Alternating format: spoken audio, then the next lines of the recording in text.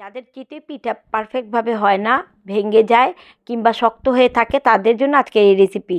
আমি এখানে half KG চালের গুঁড়া নিয়েছি, এর মধ্যে স্বাদ মতো লবণ এবং কুসুম গরম পানি দিয়ে একটি ব্যাটার তৈরি করে নিচ্ছি। অনেকে এখানে নর্মাল পানিটা দিয়ে করে, এখানে আসলে কুসুম গরম পানিটা নিতে হবে। গোলাটা রেডি হয়ে গিয়েছে। এখন এর মধ্যে আমি হাফ চা চামচ বেকিং পাউডার দিয়ে আবারও ভালো মতো একটু ফেটিয়ে নিব।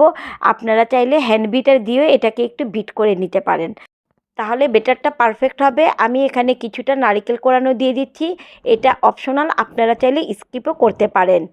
সব কিছু একটু ভালো মতো আমি মিক্স করে নিব এবং গোলাটা কিন্তু খুবই একটু পাতলা রাখতে হবে। এখন আমি লোহার কড়াইতে আমি পিঠাগুলো করে নিচ্ছি। বাইরে যারা পিঠা তৈরি করেন তারা কিন্তু দেখবেন লোহার কড়াইতে চিতই পিঠাগুলো করা হয়, কারণ খুব সুন্দরভাবে এগুলো তোলা যায়। এখন ঢেকে দিব, এই ঢাকনাটা বারবার খুলবেন না, হলে উপর থেকেই বোঝা যাবে। দেখুন কতটা সুন্দরভাবে ফুলে উঠেছে আর একেবারে পারফেক্টভাবে চিতই পিঠাটা হয়েছে, কোনো ভেঙে যায়নি, খুবই নরম তুলতুলে ছিল। আপনি এটাকে যে কোনো চাটনির সাথে খেতে পারবেন।